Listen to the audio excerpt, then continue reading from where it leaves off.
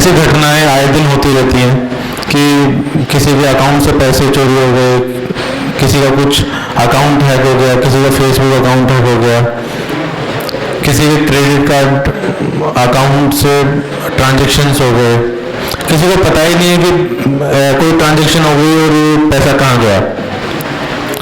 आप लोगों के नोट में कभी कैसा हुआ है किसी के घर में, किसी के रिलेशन में, कि ऐसा कुछ हैक हुआ हो? Raise your hands.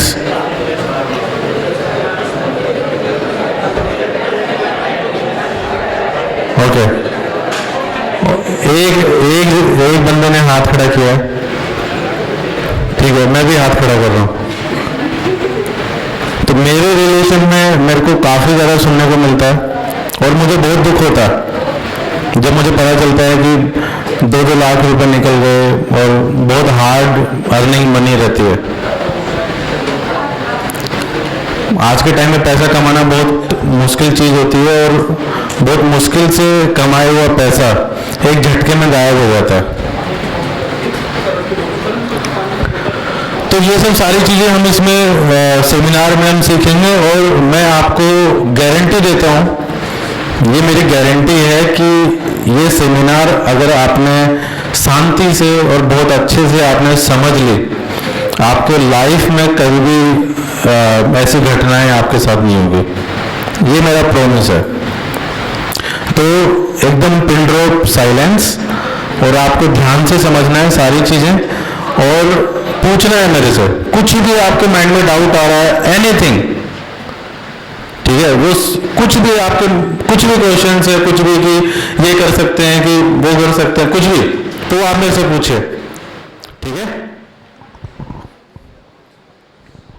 तो सबसे पहले कि साइबर क्राइम होता क्या है? What is cyber crime? हम सुनते हैं कि साइबर क्राइम केस हो जाता है या कुछ करने पे साइबर क्राइम एक्टिविटी हो गई। क्या होता है साइबर क्राइम? जब आप सुनते हो कि जैसे किसी ने किसी का मर्डर कर दिया है ना, और किसी ने किडनैप कर लिया, वो सब एक्टिविटी होती है, वो फिजिकल एक्टिविटी होती है। कभी किसी ने सुना है कि कंप्यूटर से किसी ने किसी का मर्डर कर दिया, किसी ने मोबाइल से मर्डर कर दिया?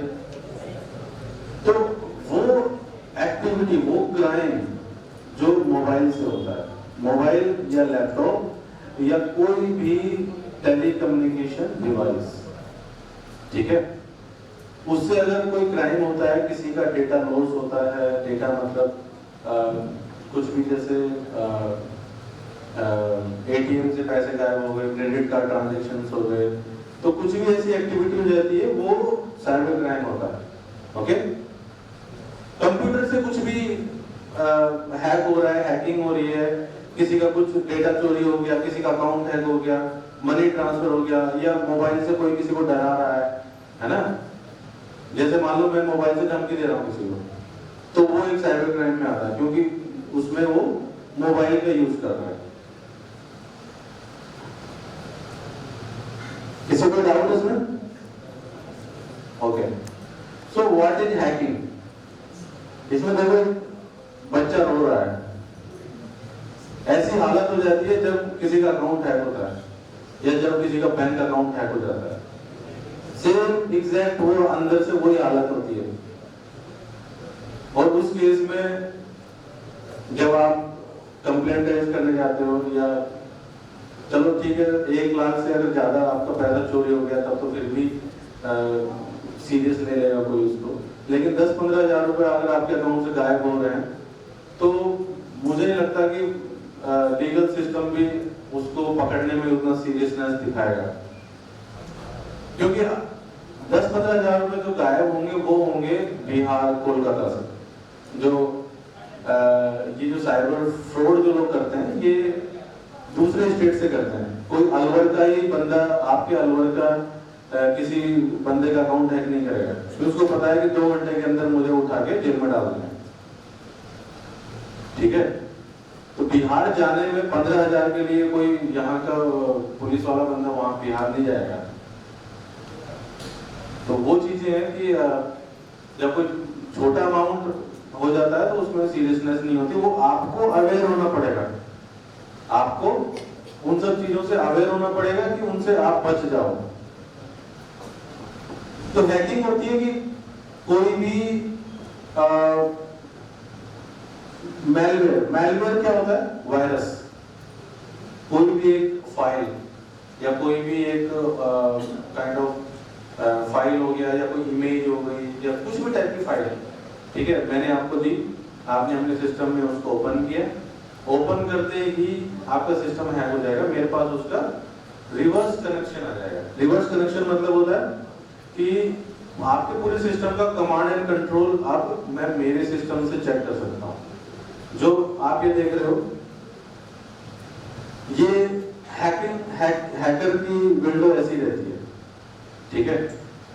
तो ये हैकर की विंडो होती है और जैसे ही सिस्टम में वो फाइल एग्जीक्यूट होगी, ठीक है, उस सिस्टम का कमांड एंड कंट्रोल मेरे पास आ जाएगा। एडमिन, पासवर्ड एडमिन है इसका।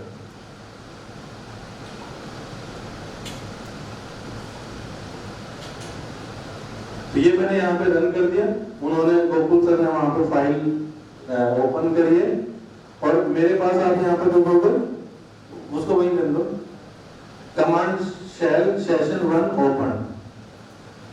तो वहां पे किसी ने ओपन की फाइल और मेरे पास वो रिवर्स कनेक्शन अभी आ रहा है। सभी एक शेल कमांड खुल जाएगी यहाँ पे, उसके बाद मैं रिमोटली उस सिस्टम को देख पाऊंगा। ये थोड़ा नेट स्लो है, अभी आ रहा है। किसी के साथ हैकिंग एक्टिविटी हुई है? किसी का मोबाइल हैक हुआ हो, आपको ऐसा लगा हो यार कोई आपकी बातें सुन रहा है, या कोई आपका फेसबुक अकाउंट हैक कर लिया? किसी का होगा फेसबुक अकाउंट? तो आपका पासवर्ड आपने फोन नंबर सेट कर रखा था?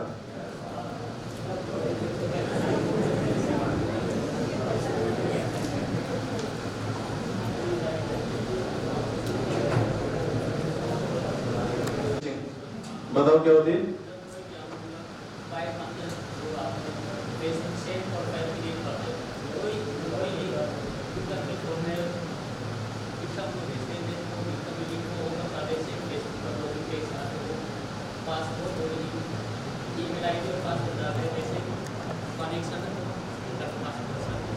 कौन सी क्लास में आप?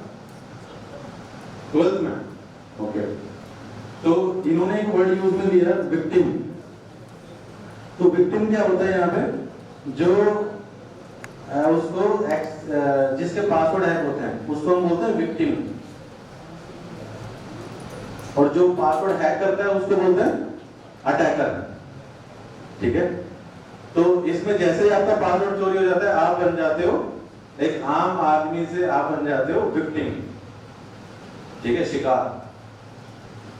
आपके पासवर्ड हैक हो चुके हैं। और कैसे होते हैं?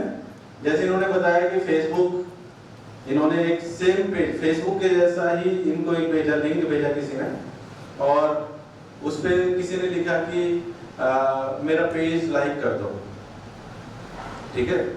तो आपने सिर्फ देखा चलो यार पेज लाइक कर देते हैं, आपने उसको ओपन किया और लॉगिन पेज खुला, एकदम डिट्टो फेसबुक के जैसा। आप उसमें क्या करोगे? आप आप उसको बोल दो कि लॉगिन पेज आ रहा है, अब क्या करूं मैं? वो बोलेगा कि आप इसमें अपना अकाउंट लॉगिन करो और फिर मेरा पेज खुलेगा। आप क्या करोगे? मैं पासवर्ड डाल दूंगा, आईडी पासवर्ड डाल दूंगा। जैसे आप सबमिट करोगे, वो आईडी पासवर्ड चले जाएंगे अटैकर के पास, क्योंकि आप तो ऑलरेडी लॉगिन होते ही हो, अपने मोबाइल में आप ऑलरेडी लॉगिन होते हो, पासवर्ड की जरूरत नहीं होती है। तो वो आपको रिडायरेक्ट कर देता है फेसबुक पे। आपको यूं लगता है कि आपने जो पासवर्ड डाला है उस वजह से आपका अकाउंट ओपन हुआ है, लेकिन वो पासवर्ड हैकर के पास चले जाता है। Got it? और आपको पता तक नहीं चल पाता है कि आपने जो आईडी पासवर्ड डाले हैं वो जा चुके हैं। और अटैकर क्या करेगा? वो आईडी पासवर्ड डाल के और वो अकाउंट चला रहा होता है आपका, और आपको बिल्कुल भी कुछ भी नोटिफिकेशन नहीं आएगा कि आपका अकाउंट कहां से लॉगिन हो रहा है। आपको फेसबुक तो आप चलाते हो, लेकिन आपको ये नहीं पता होता है कि सिक्योरिटी अवेयरनेस क्या चीज होती है। जब आप गाड़ी चलाना सीखते हो तो आप ये देखते हो कि यार लेफ्ट में चलानी चाहिए, राइट में चलानी चाहिए, इंडिकेटर कैसे देना होता है, आपको वो सब चीजें सीखनी होती हैं। आपको एक ड्राइविंग लाइसेंस मिलता है चलाने का। तो ये भी वैसा ही है, आप फेसबुक चला रहे हैं, यहाँ पे किसी को भी उतना नहीं पता होगा कि यार फेसबुक चला तो रहे हैं लेकिन इससे क्या क्या नुकसान हो सकते हैं ये किसी को भी नहीं पता। और जब नुकसान होते हैं तो क्या आदमी की जान जा सकती है क्या? कौन बताएगा कि अगर किसी का फेसबुक अकाउंट हैक हो गया उससे किसी की जान जा सकती है? यस और नो? यस और कैसे जाएगी जान, बताओ? एक जना कोई भी खड़ा होकर बता दे।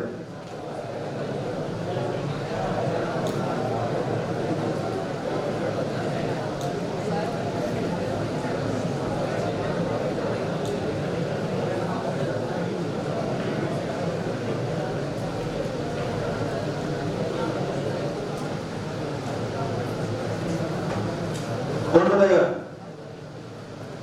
Raise your hands. हाँ बताओ।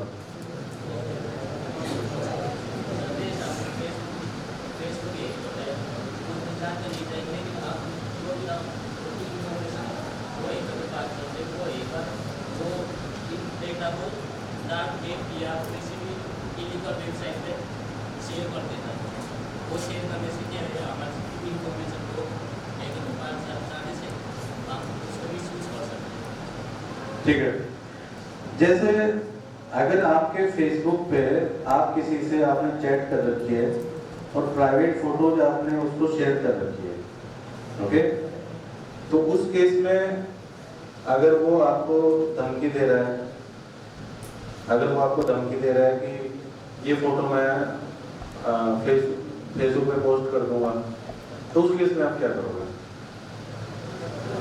You are not completely aware, आप सिर्फ 8th 10th में पढ़ने वाले बच्चे हो, आप अपने पेरेंट्स को बताने में डरोगे कि हमने हमारी प्राइवेट फोटो भेज रखी है किसी को, आप नहीं बताओगे और आप अंदर ही अंदर डिप्रेस्ड हो जाओगे, ठीक है? आप किसी को नहीं बताओगे और मे बी इस तरीके से बच्चे बहुत सुसाइड कर चुके हैं,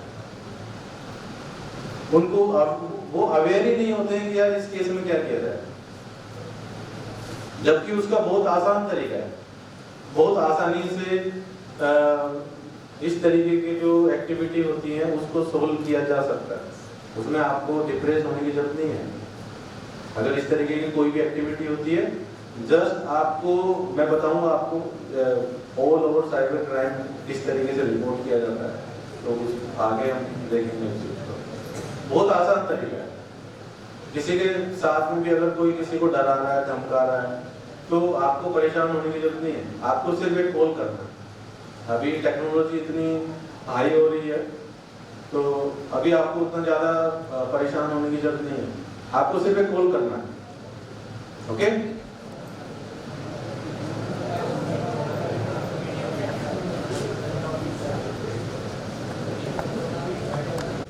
ठीक है, बोर्ड्स क्या होते हैं?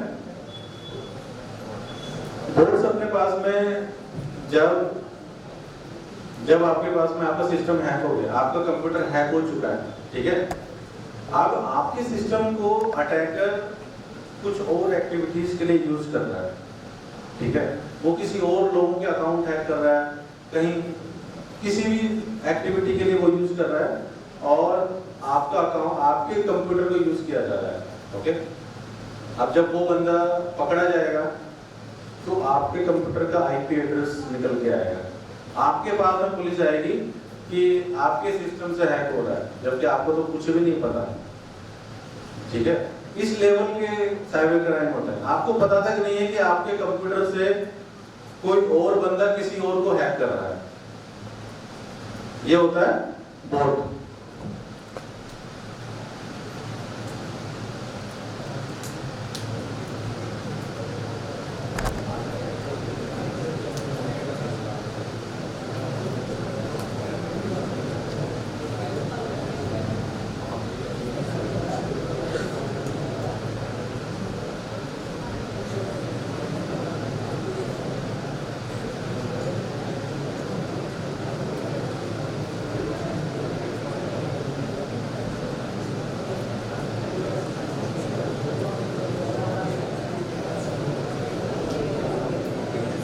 साइबर क्राइम रिपोर्ट कैसे किया जाता है? जैसे आपके अकाउंट से मनी ट्रांसफर हो गया, या किसी ने पैसे चोरी कर लिए, किसी ने आपका फेसबुक अकाउंट हैक कर लिया, तो आपको क्या करना है? ठीक है, ये आपके पास में cybercrime.gov.in ये वेबसाइट है। ये आपको इस वेबसाइट पे जाके आपको साइबर क्राइम रिपोर्ट करना है, और इस वेबसाइट पे सारी इंफॉर्मेशन दी हुई है कि साइबर क्राइम कैसे कैसे किया जा सकता है। आप यहाँ पे देखो लर्न अबाउट साइबर क्राइम, तो यहाँ पे हम देखते हैं बहुत अलग अलग टाइप के साइबर क्राइम होते हैं। जितने भी साइबर क्राइम्स होते हैं वो सारे यहाँ पे लिस्टेड है, वो आप देख सकते हो, पढ़ सकते हो। तो सबसे पहला है यहाँ पे child image in any form. अगर कोई भी व्हाट्सएप पे या किसी भी सोशल मीडिया प्लेटफॉर्म पे कहीं पे भी किसी को पर्सनली ईमेल पे भेजना, कहीं पे भी चाइल्ड पोर्नोग्राफी इमेजेस अगर कोई किसी को भेज रहा है, दैट इज साइबर क्राइम। आप नहीं भेज सकते चाइल्ड पोर्नोग्राफी इमेजेस किसी को भी। तो अगर आप ऐसा कर रहे हो तो आपके अगेंस्ट साइबर क्राइम केस दर्ज हो सकता है। अगर किसी को पता चल गया है कि ये कोई बंदा है, ये एक्टिविटी कर रहा है, तो आपके अगेंस्ट साइबर क्राइम केस हो सकता है। ओके, तो ये एक्टिविटी अगर आपके नॉन में कोई कर रहा है तो you have to be raise cyber crime complaint. आपको कोई कुछ नहीं कहेगा, ठीक है, आपको कोई कुछ नहीं कहेगा। जो ये चीजें कर रहा है ना, उसके अगेंस्ट वो केस दर्ज होगा। फिर आता है अपने पास साइबर बुलिंग। साइबर बुलिंग में क्या होता है कि जैसे आपने फेसबुक पे आप किसी अननोन से बात कर रहे हो, ओके, यहाँ पे कौन कौन है जो फेसबुक पे फ्रेंड रिक्वेस्ट एक्सेप्ट करने से पहले ये देखते हैं कि यार मैं इसको जानता हूँ, क्या कौन है, इसकी फेक आईडी है कि नहीं है, ओरिजिनल फेक आईडी है। मतलब जबकि लड़कियों को ज्यादा ध्यान देने की जरूरत होती है और लड़के ये देखते हैं कि अरे मैं जानता हूँ, जबकि सबसे ज्यादा जो ये एक्टिविटीज होती हैं वो गर्ल्स के साथ ज्यादा होती है, साइबर बुलिंग एक्टिविटीज। यहाँ पे किस किस का फेस होगा? गर्ल्स में, ठीक है। तो आपके पास में फ्रेंड रिक्वेस्ट आती है, आप देखते हो कि ये कौन है, कोई XYZ पर्सन है, आपको फ्रेंड रिक्वेस्ट भेजिए। आप एक्सेप्ट करने से पहले सोचते हो कि ये कौन है? क्या क्या देखते हो आप? बहुत बताइए कि फ्रेंड रिक्वेस्ट एक्सेप्ट करने से पहले कि आप इसको जानते हो, कैसे आप ये आइडेंटिफाई करते हो कि वो बानसूर का है, या वो आपके कास्ट का है, या वो आपके एरिया से है? तो जो सोशल इंजीनियरिंग होती है, मैं ये क्यों पूछ रहा हूँ कि जो सोशल इंजीनियरिंग होती है, जैसे मान लो कि मुझे किसी को टारगेट करना है, मुझे जैसे यहाँ पे XYZ पर्सन है, मुझे उसको टारगेट करना है। जैसे मान लो कि अजय यादव कोई है यहाँ पे, ओके, तो यादव है, तो मैं क्या सोचूंगा कि मैं एक फेक अकाउंट बनाऊंगा यादव सरनेम का, और मुझे पता है कि बानसूर से है, तो मैं बानसूर का लोकेशन डालूंगा उस फेसबुक अकाउंट पे, और कुछ रियल टाइम किसी और की फोटो डाल दिया, अपनी फोटो नहीं डाल रहा, किसी एक्टर वेक्टर की फोटो डाल दी मैंने प्रोफाइल पिक्चर पे, या ऐसे किसी इवेंट की फोटो डाल दी, है ना, उसको सामने वाले को यूँ लगे कि ये रियल कोई बंदा है, ओके।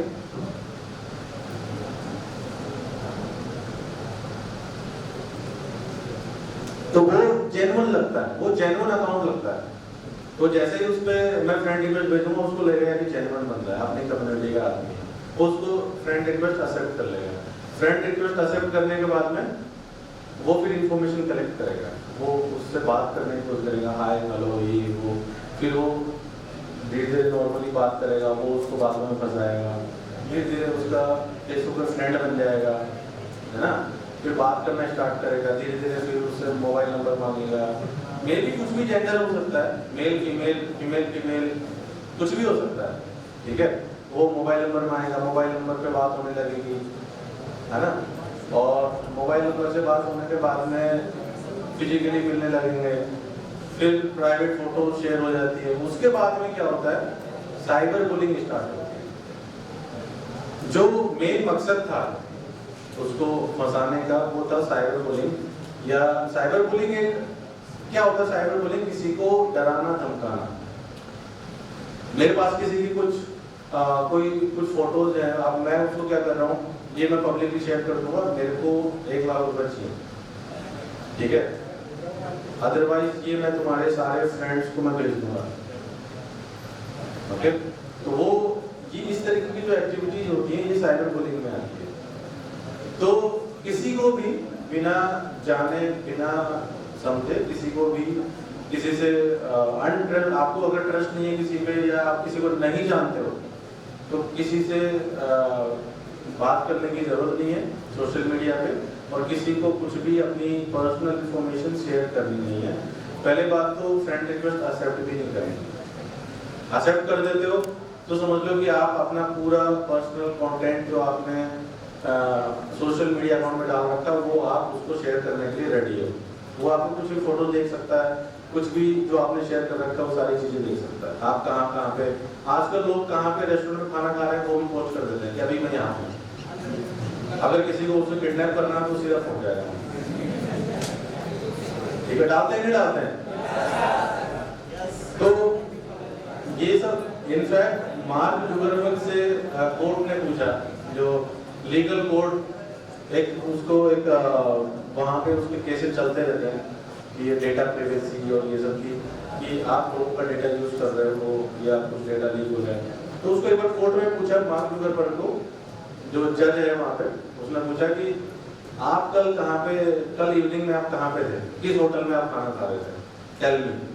तो मार्क जुकरबर्ग जिसका फेसबुक जो ओनर है फेसबुक का, उसने मना कर दिया, बोला कि I am not gonna tell you, मैं आपको नहीं बताऊंगा कि कल मैं किस रेस्टोरेंट में था। वो खुद अपनी इंफॉर्मेशन शेयर नहीं कर रहा है और वो आप लोगों को कह रहे हैं कि आप शेयर करो।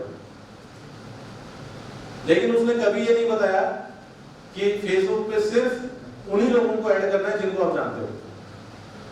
वो बताते हैं लेकिन इंग्लिश में आपको समझ में नहीं आता है। वो बोलते हैं कि you may know. You may know का मतलब होता है कि क्या आप इनको जानते हो, है ना। तो वो टर्मिनोलॉजी ऐसी होती है कि लोग सीरियस लेते ही नहीं है।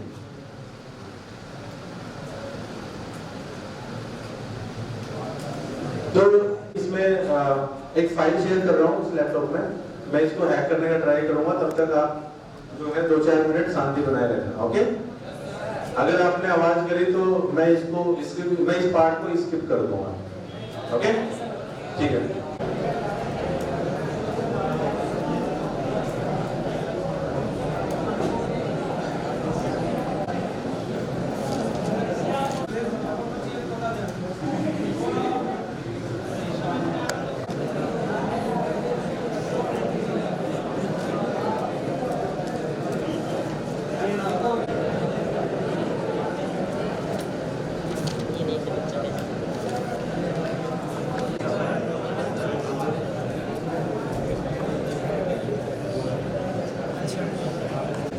तो ये सिस्टम आप अगर यूजुअली आपने नहीं देखा है कि ये बंदा मेरा पीछा करता है और सोशल मीडिया पे भी वो आपको फॉलो कर रहा है, मैसेज भेज रहा है, फ्रेंड रिक्वेस्ट भेज रहा है, ठीक है, ईमेल्स कर रहा है वो आपको, या कहीं पे आपको हिडन मोड में फॉलो कर रहा है, मतलब कुछ आपकी इंफॉर्मेशन चुराने की कोशिश कर रहा है, उसको बोलते हैं साइबर स्टॉकिंग।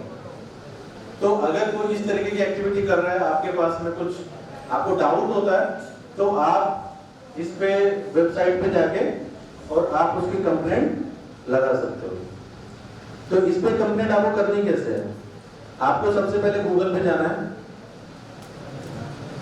और आपको यहाँ पे टाइप करना है साइबर क्राइम। सबसे पहले ये वेबसाइट आ जाती है cybercrime.gov.in, ये गवर्नमेंट की वेबसाइट है। यूआरएल हमेशा आपको देख लेना है, ओके। तो यहाँ पे आप देखोगे ये गवर्नमेंट की वेबसाइट है, किस लिए? साइबर क्राइम रिपोर्ट करने के लिए। यहाँ पे आप जाओगे track your complaint, report other cyber crime, report women child related crime. तो जो जिस भी टाइप का आपका क्राइम है वो आप यहाँ पे रिपोर्ट कर सकते हो। Report women child related crime, report other cyber crime, track your complaint. अगर आपने एक बार यहाँ पे साइबर क्राइम दर्ज कर दिया, उसके बाद में आप उसको ट्रैक भी कर सकते हो। आपको एक नंबर मिलेगा, आपका कंप्लेंट नंबर मिलेगा, वो डाल के आप यहाँ पे ट्रैक कर सकते हो। तो जैसे आपने यहाँ पे गए रिपोर्ट एनोनिमसली, जैसे आपको ये फील होता है कि यार किसी ने कोई एक्टिविटी करी है, आप बताना चाहते हो पुलिस को, लेकिन आप अपनी आइडेंटिटी नहीं बताना चाह रहे। जैसे कई बार लोग इसलिए पुलिस को इंफॉर्मेशन नहीं देते कि यार मेरे को पुलिस सवाल जवाब करेगी या मैं क्यों इसके लफड़े में पड़ूं, है ना। तो आप एनोनिमसली कंप्लेंट कर सकते हो। एनोनिमसली क्या होता है, आप अपना नाम बिना बताए उस पर कंप्लेंट डाल दो, तो वो फिर इन्वेस्टिगेशन करेंगे कि ये जो आपने कंप्लेंट करी है सही में ही रियल में है कि आपने फेक डाला। अगर आपने फेक डाला होगा तो वो उसको रिजेक्ट कर देंगे। तो यहाँ पे आप डालोगे रिपोर्ट एनोनिमसली, फाइल ए कंप्लेंट।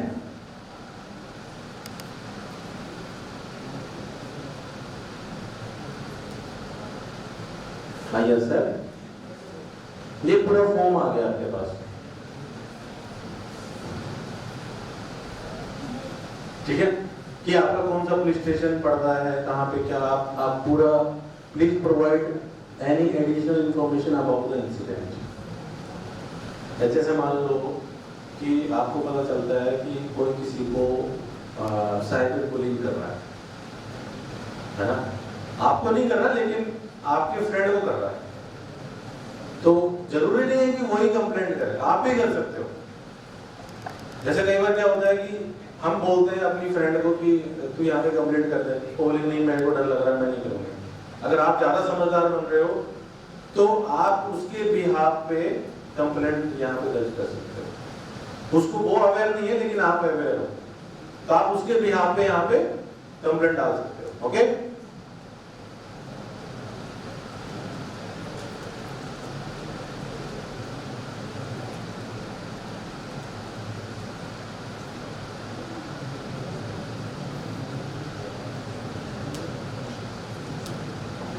दूसरे आपके पास लैपटॉप नहीं है, मोबाइल नहीं है, इंटरनेट आपको चलाना नहीं आ रहा है, तो आप कैसे साइबर क्राइम कंप्लेंट करोगे?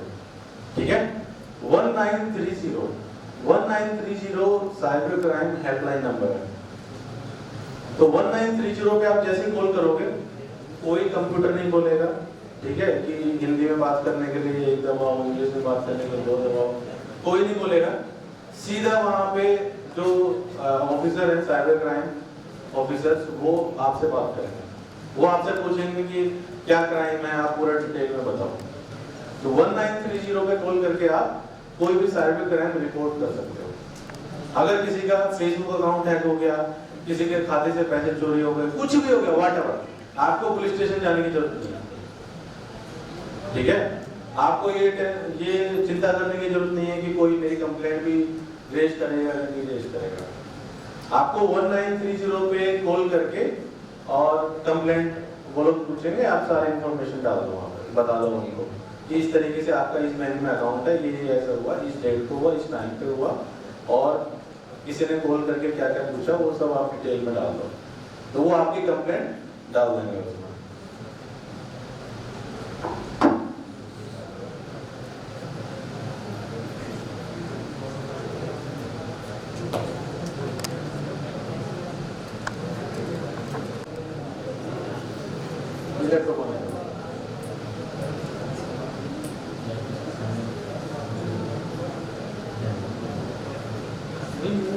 आप एक ले लो,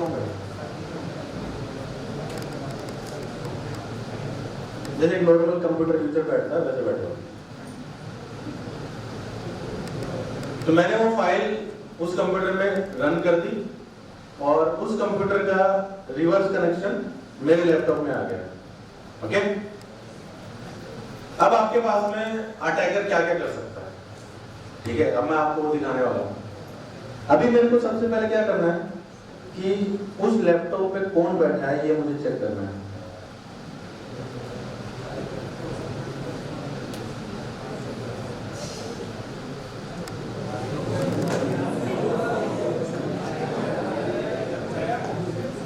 अभी उनको बिल्कुल भी नहीं पता चल रहा है, उनको बिल्कुल भी नहीं पता चल रहा है कि उनके सिस्टम में वो एक नॉर्मल यूजर की तरह लैपटॉप चला रहा है। ओके, तो अभी मैं यहाँ पे देखो आप सब लोगों की फोटो आ रही है,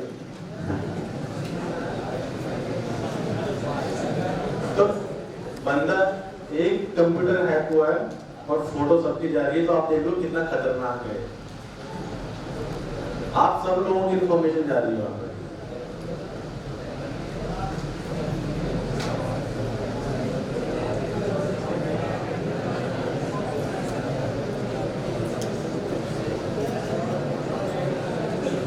ठीक है, दूसरा मेरे को ये देखना है कि वो अपनी लैपटॉप की स्क्रीन पे क्या चला रहे हैं, क्या चल रहा है उनके लैपटॉप। हमने ये देख लिया कि लैपटॉप के सामने कौन बैठा है, अभी मेरे को ये चेक करना है कि लैपटॉप की स्क्रीन पे क्या चल रहा है।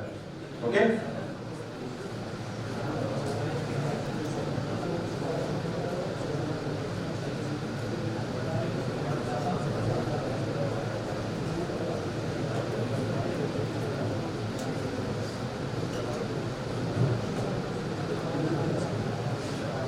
देखो ये उनकी लैपटॉप की स्क्रीन है, तो यहाँ पे जो भी चलाएंगे ना, या कुछ भी वो मूवी देख रहे हैं या कुछ नेट बैंकिंग ट्रांजैक्शंस कर रहे हैं, वो सब कुछ यहाँ पे दिखेगा। ओके, तो इस तरीके से ये हैकिंग होती है। और आप इंटरनेट पे इतनी वेबसाइट्स, आप कुछ भी वेबसाइट कोई भी यहाँ पे क्या मतलब पूरे वर्ल्ड में देखा जाए तो 90% लोग ये नहीं देखते कि कौन सी वेबसाइट विजिट करने लायक है, कौन सी वेबसाइट इंटरेस्टेड है और ये मुझे विजिट करनी चाहिए कि नहीं चाहिए। और आप लोगों को पता भी नहीं है कि कौन सी वेबसाइट विजिट करनी चाहिए, कौन सी नहीं करनी चाहिए। मैं इस तरीके के क्वेश्चंस में आपसे एक्सपेक्ट कर रहा हूं कि आप लोग मेरे से पूछें कि आपको क्या करना चाहिए, क्या नहीं करना चाहिए। रियल आपने कोई भी एक वेबसाइट विजिट करी, उस पर कोई फाइल डाउनलोड हो गई, आपने देखा नहीं क्या डाउनलोड हो गया मेरे सिस्टम में, आपने उस पर क्लिक किया और मेरे अटैकर के पास में चला गया आपके सिस्टम का एक्सेस। ओके,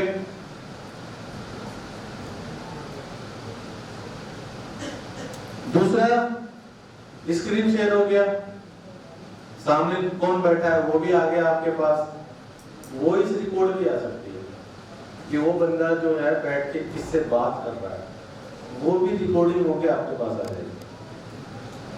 ठीक है, दूसरा की लॉगर, मैं यहाँ पे डालता हूं कि आप नोटपैड ओपन कीजिए, उसमें नोटपैड मैं देख भी लेता हूँ कि आप कैसे ओपन करते हैं। ये इनकी स्क्रीन खुल गई, हाँ नोटपैड ओपन कर लिया। तो जैसे ये यहाँ पे अभी लेट सपोज नोटपैड की जगह पे कोई वेबसाइट पे नेट बैंकिंग साइट है, उस पर आईडी पासवर्ड डाल रहे हैं। ओके, तो मैं क्या कर रहा हूँ की स्कैन स्टार्ट।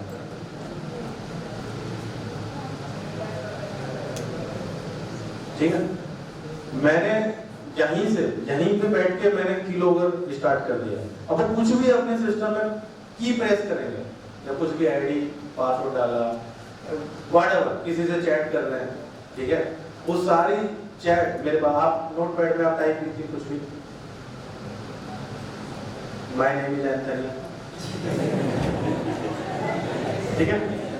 तो अब मैं क्या करता हूँ, की स्कैन डन,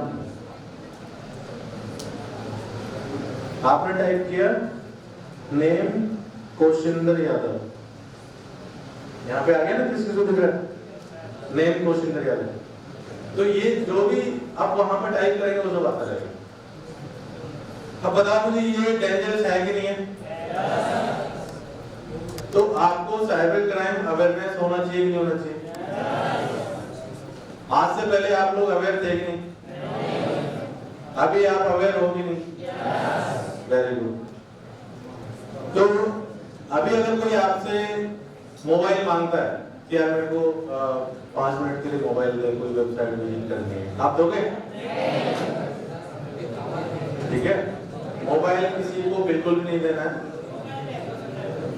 ठीक है, मोबाइल, पेन ड्राइव, है ना, और अपने जितने भी डिजिटल एसेट्स हैं वो सब आपको किसी को, दूसरे पर्सन को नहीं देना। कुछ भी नहीं पता आपको कि कोई आपके मोबाइल के साथ क्या कर सकता है। जैसे आप सब लोग हो, आप मेरे कांटेक्ट में, आप भी सोचते हो कि यार ये तो 10th क्लास में क्या कर लेगा, है ना। वो आप हम लोग बच्चा देख रहे हो, वो 8th क्लास में, मेरा कजन है, उसको पता है कि मैं क्या क्या कर सकता हूँ। उसको अगर वो किसी से मोबाइल मांग लेता है 5 मिनट, ठीक है, वो मेरे ही जैसे किसी बंदे को फोन करेगा कि मेरे को ऐसे ऐसे करना है, बताओ मैं कैसे करना है। पहले बात तो मैं ऐसे बताऊंगा नहीं, लेकिन मेरी जगह कोई और भी हो सकता है जो उसको ये बता सकता है कि उसके मोबाइल को इस तरीके से 2 मिनट में ये वेबसाइट डाल के ये ऐप इंस्टॉल कर, समझ रहे हो? तो अच्छा, ये आपको जानना है कि मोबाइल ऐसे करना है? नहीं, मैं बिल्कुल नहीं बताऊंगा।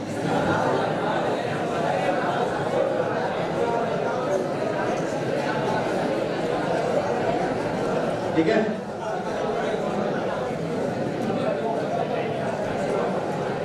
तो हैकिंग से रिलेटेड किसी को कोई क्वेश्चन? हाँ बोलो।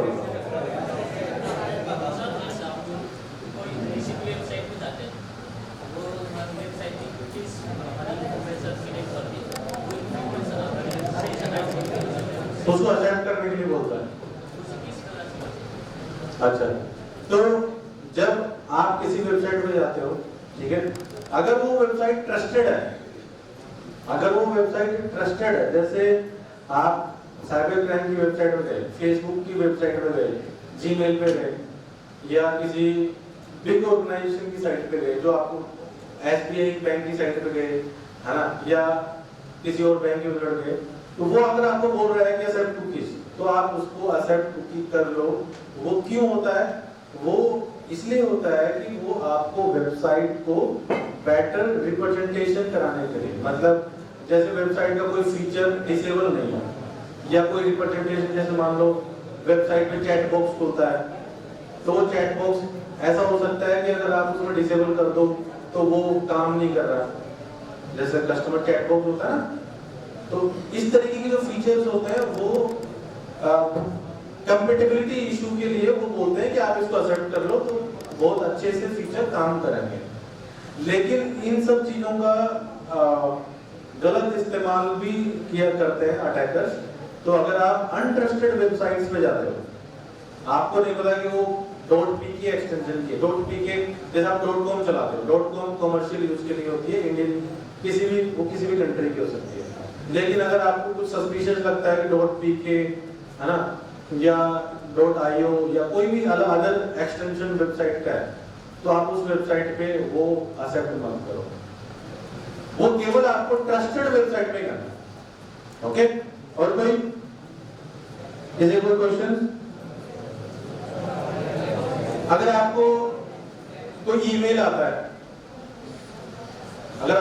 आता है, इस ईमेल आईडी से sbi.netbanking.com, तो आप उस ईमेल में लिखा हुआ है कि आप अपना अकाउंट यहाँ से लॉगिन कीजिए, है ना, और आपका अकाउंट डिसेबल हो जाएगा। अगर आप नहीं करोगे तो आपको ये करना पड़ेगा। तो आप क्या करोगे उस केस में? नहीं करोगे? अब नहीं करोगे, इससे पहले कर लेते, मुझे पता है। अच्छा चलो, क्यों नहीं करोगे? sbi.netbanking.com तो एक जेन्युइन सा नाम लग रहा है, क्यों नहीं करोगे आप लोग?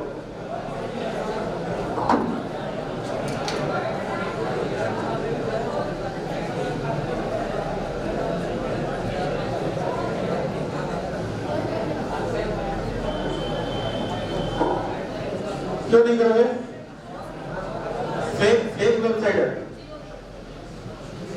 कैसे चेक करोगे? करोगे कि ये वेबसाइट फेक है कि रियल वेबसाइट है?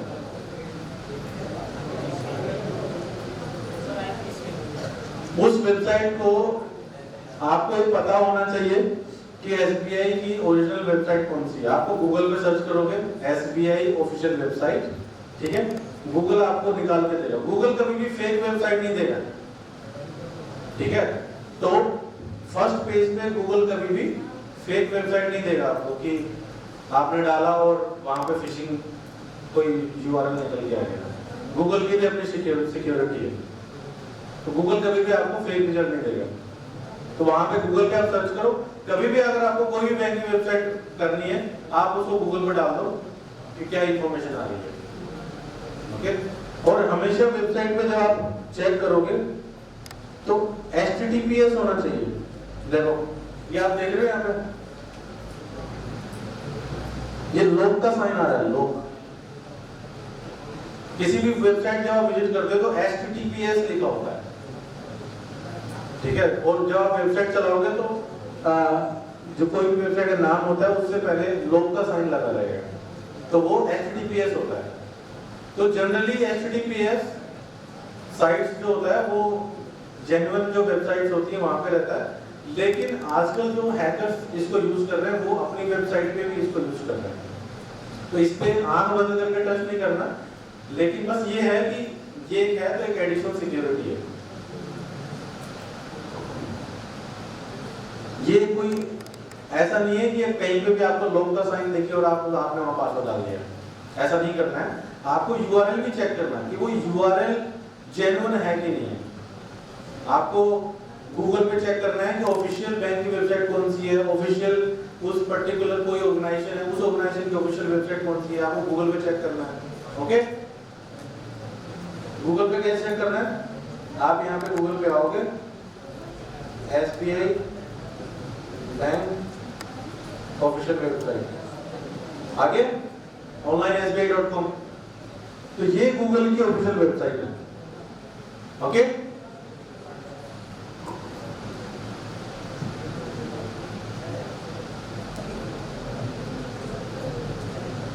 अब हम बात कर रहे थे साइबर क्राइम, यहाँ पे साइबर ग्रूमिंग। साइबर ग्रूमिंग होता है कि जो मैं बता रहा था कि फेसबुक पे आपने किसी से फ्रेंडशिप करी और धीरे धीरे आप उससे फोन पे बात करने लगे, ठीक है, आप किसी उनके कुछ फिजिकल रिलेशन बन गए, उसके बाद में आप वो उसको प्रेशराइज कर रहा है, ठीक है, कि मेरे से शादी करनी है, नहीं तो मैं ये फेसबुक पे या सोशल मीडिया पे मैं पब्लिकली ये फोटो डाल दूंगा, वीडियो डाल दूंगा। तो ये होता है साइबर ग्रूमिंग। तो इसके अगेंस्ट भी आप साइबर क्राइम में केस डाल सकते हो, कंप्लेंट डाल सकते हो 1930 पे कॉल करके, ओके। ऐसा नहीं है कि आपने उससे बात कर ली तो आप बाउंड हो गए, आप कंप्लेंट नहीं कर सकते, आप बिल्कुल कंप्लेंट कर सकते हो, कोई एग्रीमेंट नहीं हो गया किसी के साथ, ओके। ऑनलाइन जॉब फ्रॉड, ये आपको ऐड दिख रहे हैं, आजकल जो ऐड दिखते हैं फेसबुक पे दिखते हैं, गूगल पे ऐड दिखते हैं, ये एक इसमें ये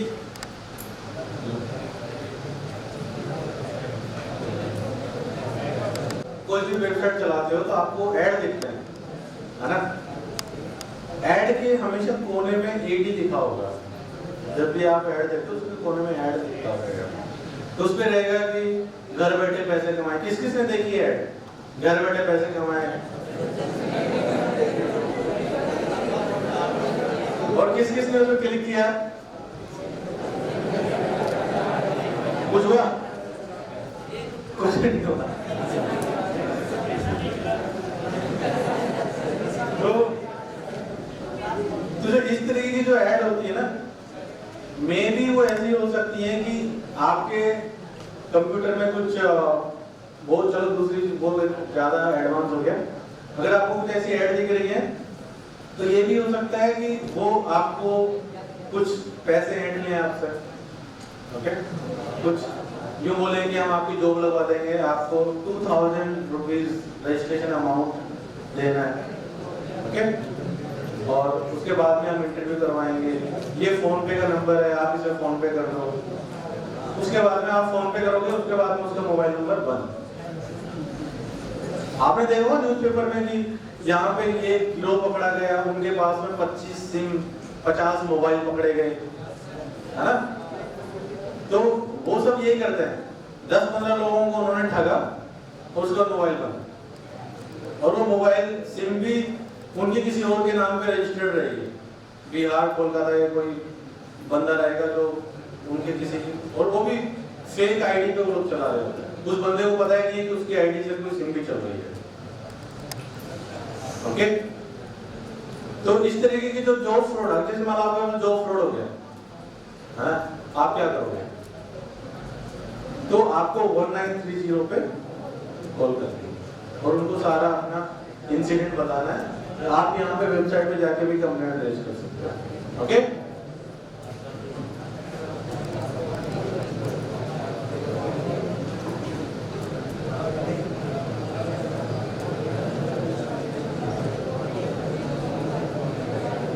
दूसरे आपके पास है फिशिंग। फिशिंग का होता है जैसे मान लो कोई आपकी डिटेल किसी ने चुरा ली और वो यूज कर रहा है, जैसे कोई कस्टमर आईडी या आपका कुछ पासवर्ड या कोई आपकी कुछ कॉन्फिडेंशियल इंफॉर्मेशन वो यूज कर रहा है। या जैसे मान लो आपको यहीं पे कुछ आईडी असाइन हुई है ऑनलाइन किसी वेबसाइट एक्सेस करने की, आपकी आईडी कोई और यूज कर रहा है या कुछ डेटा डिलीट कर दिया वहां पे जाके, तो आप इसके संबंध में भी आप ऑनलाइन कंप्लेंट डाल सकते हो। दूसरा होता है आपका स्मैशिंग। स्मैशिंग क्या होता है? आपके पास बहुत एसएमएस आते हैं, घर बैठे पैसे कमाएं जो हम बात कर रहे थे, और भी बहुत सारे आते हैं कि आपने देखा होगा कि your loan is approved for 2 lakh, इस तरीके के एसएमएस आते हैं कि आपके 2 लाख रुपए तक का लोन अप्रूव कर दिया गया है, इस लिंक पे क्लिक कीजिए, है ना, आता है ना। तो वो जो भी चीजें होती है वो स्मैशिंग के उसमें आती है। अगर इस तरीके के आपके पास एसएमएस आ रहे हैं तो आप कंप्लेंट कर सकते हो। जरूरी नहीं है कि आप उसमें ट्रैप हो तभी आप कंप्लेंट करो। अगर आपको इसको मैसेज आ रहे हैं ना तो आप कंप्लेंट डाल सकते हो। तो जिसने भी उस टाइप का मैसेज भेजा है उस पे जो लीगल एक्शन है वो लिया जाएगा साइबर क्राइम सेल के द्वारा, ओके। फिर होता है अपने पास SIM swap scam. SIM swap scam क्या होता है? जैसे मेरे को पता है कि ये कोई पर्सन है, इनके अकाउंट में 1 करोड़ रुपए, ठीक है, और अब मैं क्या करता हूँ, मेरे को कैसे न कैसे करके ये मनी मेरे को अपने अकाउंट में ट्रांसफर कर दिया, क्या कहते हैं। तो सबसे पहले तो उसका मैं क्या करूंगा, वोडाफोन या जियो सेंटर पे जाके और उनको मैं बोलूंगा कि मेरी सिम खो गई है, ठीक है। या फिर उनकी कुछ लीगल टर्म्स होती हैं या वो जो बंदा होता है उसको बोल देता है कि मैं तेरे को जो है 3-4 लाख रुपए दे देता हूँ और ये सिम निकाल दे मेरे लिए, ठीक है। वो तो निकाल ही सकते हैं। वो क्या करेंगे, वो दूसरी सिम अलॉट कर देंगे हैकर को, और वो उस सिम पे ओटीपी लेके फोन पे रजिस्टर करके वो सब कुछ चला के और आपके अकाउंट का पैसा साफ, और आपकी यहाँ पे सिम बंद हो गई। आपकी सिम बंद हो गई, वो किसी और को मिल गई और आपका पैसा साफ। अब आप ये सोच लो कि आपका अकाउंट कितना सिक्योर है कि नहीं, ओके। बिल्कुल भी सिक्योर नहीं है। तो अगर ऐसी एक्टिविटी हो जाती है सिम स्वैपिंग की, जैसे आपने कुछ नहीं किया, सब अपने आप हुआ है, ठीक है, तो उसमें जिस बैंक से ट्रांजैक्शन हुआ है वो आजकल ऐसा भी हो रहा है कि बैंक आपको उसकी रिकवरी भी कर दे रहा है। अगर कुछ पर्टिकुलर साइबर क्राइम केसेस ऐसे हैं जिनमें बैंक आपको वो पैसा वापस भी दे देता है। इसका मतलब ये नहीं है कि आप अंधाधुंध एक्टिविटी करते जाओ कि अरे बैंक तो पैसा देगा, क्लिक करो इस लिंक पर, ऐसा नहीं करना है। ठीक है। डेबिट क्रेडिट कार्ड फ्रॉड, एक होता है एटीएम कार्ड स्वैपिंग। स्कीमर एक डिवाइस होती है, ATM card schemer device. Schemer device क्या होती है? जब आप एटीएम में जाते हो तो जब आप एटीएम कार्ड इंसर्ट करते हो तो आप ग्रीन एक देखते हो, आप वहाँ पे एक डिवाइस ही लगी होती है, उसमें लाइट जलती है, ग्रीन लाइट जलती है। वो जो ब्लॉक होता है ना जिसमें आप एटीएम कार्ड इंसर्ट करते हो, तो वो क्या करते हैं, कुछ साइबर क्रिमिनल जो होते हैं वो एटीएम में जाके और वहाँ बैठ जाते हैं और वहाँ उनकी फर्जी डिवाइस होती है, वो उसके ऊपर लगा देते हैं, फिट कर देते हैं। वो होता है उनका स्कैनर, ओके। और कीपैड पे एक फेक कीपैड वो उसके ऊपर लगा देते हैं। एक तो होता ही है एटीएम का, लेकिन वो उसके ऊपर एक और लगा देते हैं। तो जब आप वहां जाते हो, एटीएम आपने लगाया, आपका एटीएम में भी काम कर रहा है और जो डिवाइस उसमें फर्जी लगा रखी है उसमें भी आपका एटीएम स्कैन हो गया है, ठीक है। और जब आप पासवर्ड डाल रहे हो तो उनकी एक फर्जी कीपैड लग रही है, आपका पासवर्ड वहां ही सेव हो गया है कि आप क्या पासवर्ड डाल रहे हो। तो आपकी जो एटीएम पे जो वो प्लेट होती है, ब्लैक कलर की जो मैग्नेटिक प्लेट होती है, वो स्कैन हो गई और आपका पासवर्ड भी उसमें सेव हो गया। उनकी जो पट्टी लगी हुई है, कीपैड जो लगा हुआ है, दोनों चीज चली गई। अब वो क्या करेंगे, उसको जो आपके पास जो मैग्नेटिक सेव हुआ है टेप, वो एक फर्जी एटीएम कार्ड बनाएंगे और उस पासवर्ड से वो पैसा निकाल लेंगे। आप अपने पैसे निकाल के गए, आपको बिल्कुल भी नहीं पता चला, 2 महीने बाद या 1 महीने बाद आपका पैसा चोरी हुआ और आप क्या बोलोगे, यार मैं तो कहीं गया ही नहीं, मैं तो किसी एटीएम में पिछले 1 महीने से नहीं गया, मैंने तो पैसे नहीं निकाले, मेरे तो पर्स में एटीएम कार्ड रखा हुआ है, अपने आप पैसे निकल गए। वो मैं जिन भी लोगों से सुनता हूँ वो यही बोलते हैं, मैंने तो 15 दिन से पैसे नहीं निकाले। वो कैसे होता है? कभी निकाले होंगे किसी एटीएम से, उनका नंबर अब आया है, पहले वो किसी और को कर रहे थे, उनका नंबर हो सकता है 15 दिन बाद आया पैसे निकालने का। तो इससे कैसे बचा जाए? जब भी आप एटीएम में जाते हो तो जब आप एटीएम इंसर्ट करते हो तो उस डिवाइस को आपको चेक करना है, थोड़ा सा ऐसे पुल करके, थोड़ा सा उसको ऐसे टच करके कि ये फर्जी तो नहीं लग रही है। अगर वो फर्जी होगी तो आपके हाथ में आ जाएगी निकल के। अगर वो एकदम स्ट्रॉन्ग है तो समझो कि वो एसबीआई बैंक की है, बैंक की नहीं उखाड़ देनी है वहां जाके, ये मैं चेक कर रहा था, एक पता चले पेचकस लेके जाओ और निकाल के वो तो मैंने चेक कर रहा था। उसको एकदम हल्के से ऐसे पुल करना है, अगर वो नहीं निकल रही है तो मतलब वो ओरिजिनल है। कीपैड में आप देखो कि कोई फर्जी कीपैड तो नहीं लगा हुआ है, ठीक है, उसको भी उखाड़ देना नहीं है। फिर उसको उखाड़ देना, बोलो मैं तो चेक कर रहा था, सिक्योरिटी गार्ड आ रहा है और वो फिर आपके अगेंस्ट ही कंप्लेंट हो रही होगी, ठीक है। आइडेंटिटी थेफ्ट, आइडेंटिटी थेफ्ट में क्या होता है कि जैसे आपका पासवर्ड चोरी हो गया या आपके डिजिटल सिग्नेचर चोरी। डिजिटल सिग्नेचर कौन कौन जानता है? डिजिटल सिग्नेचर क्या होता है? एक पेनड्राइव जैसी डिवाइस आती है, ठीक है, वो असाइन होती है और उसका पासवर्ड होता है, ठीक है। वो आप जब कंप्यूटर में लगा के और जब आप पासवर्ड लगाओगे तो वो डिजिटली आप मतलब साइन हो जाएगा आपका, और आप मना नहीं कर सकते कि मैंने नहीं किया। डिजिटल सिग्नेचर ऐसा होता है कि जो आप हाथ से साइन करते हो वो उसके जैसा ही माना जाता है।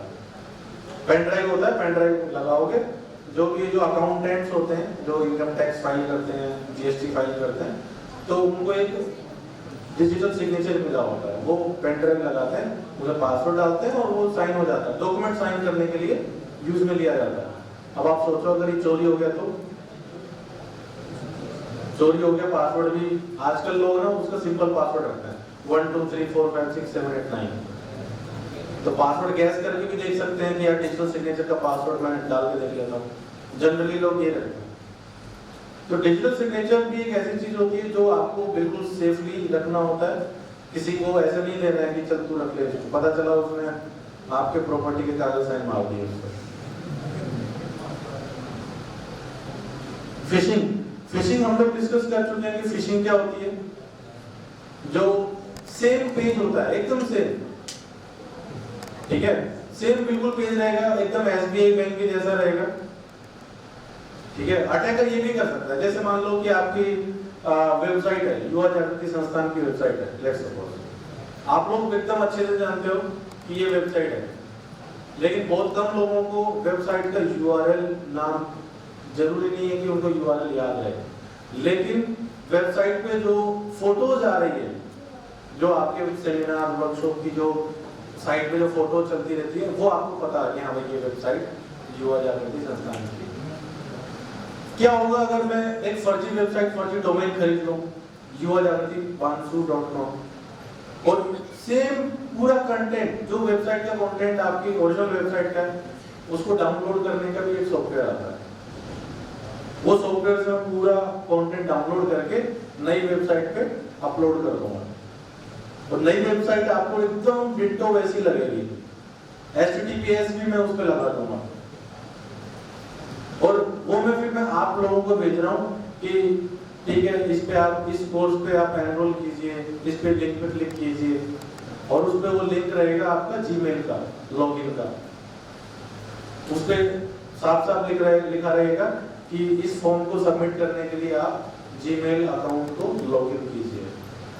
अगर कहीं पे भी ऐसा आ रहा है तो बिना कंफर्मेशन के आपको अपना जीमेल अकाउंट पासवर्ड नहीं डालना है। अगर ऐसा पूछ रहा है तो आप सीधा संस्थान में आपको कॉल करना है, आपको पूछना है कि ये यहाँ पे जीमेल पासवर्ड मांग रहा है, डालना है कि नहीं डालना है। समझ में आ रहा है?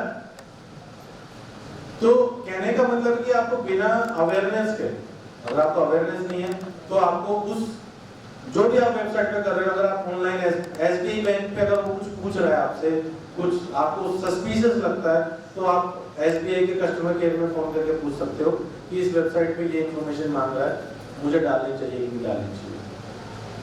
ओके, स्पैमिंग होती है, स्पैमिंग जो वर्ड होता है आपने देखा होगा, स्पैम इनबॉक्स, स्पैम जो ईमेल पे स्पैम बॉक्स होता है, तो जो कोई भी वायरस, मैलिशियस लिंक्स और इस तरीके की जो चीजें भेजते हैं ईमेल पे, ठीक है, वो होती है स्पैमिंग, उसको स्पैम ईमेल बोलते हैं।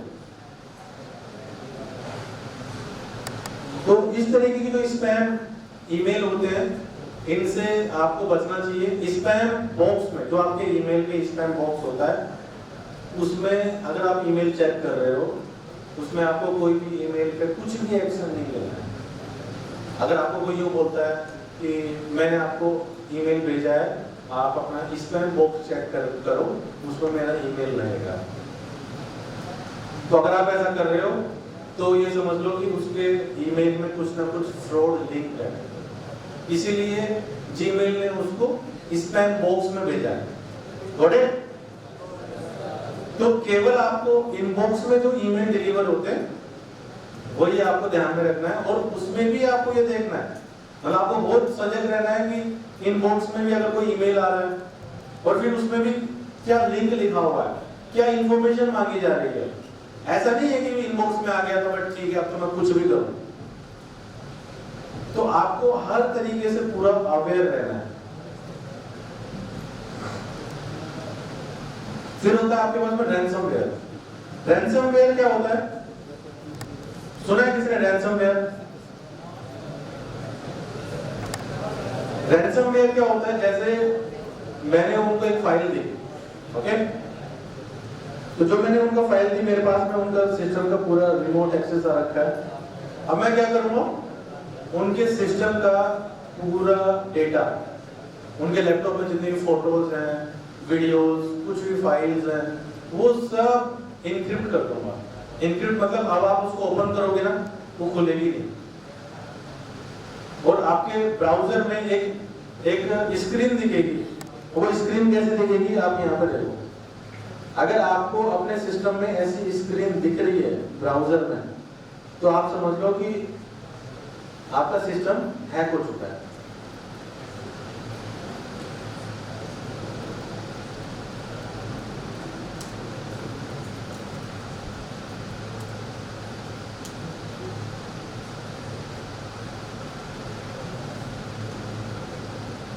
देखो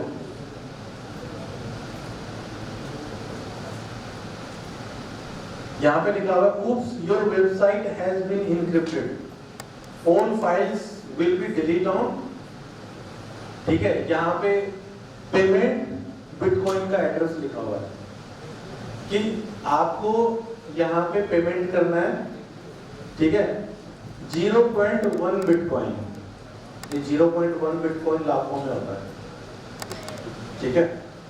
तो ये पेमेंट आप करोगे इस एड्रेस पे, तब वो आपको एक उसका एक कोड देंगे, वो कोड आप यहाँ पे डालोगे, यहाँ पे देख रहे हो योर अनलॉक की, तो वो की आप यहाँ पे डालोगे, तब आपका पूरा सिस्टम खुलेगा, पूरी साइट जो भी आपको कंटेंट है साइट में लैपटॉप में वो वापस आएगा, सब कुछ इनक्रिप्ट हो जाएगा, कुछ भी नहीं बचेगा। तो आपको पेमेंट करना है, इसको करना चाहिए पेमेंट, ठीक है। तो बड़ी बड़ी कंपनी के पास में ये इस तरीके की एक्टिविटी होती है, उनका पूरा नेटवर्क हैक हो जाता है, तो वो फिर सोचते हैं कि यार इनको पेमेंट करना चाहिए कि नहीं करना चाहिए, ठीक है। और उनके पास आपके पास में अगर 1-2 लाख रुपए मांग रहा है तो वो उनसे 1000 करोड़ के ऊपर पैसे मांगते हैं।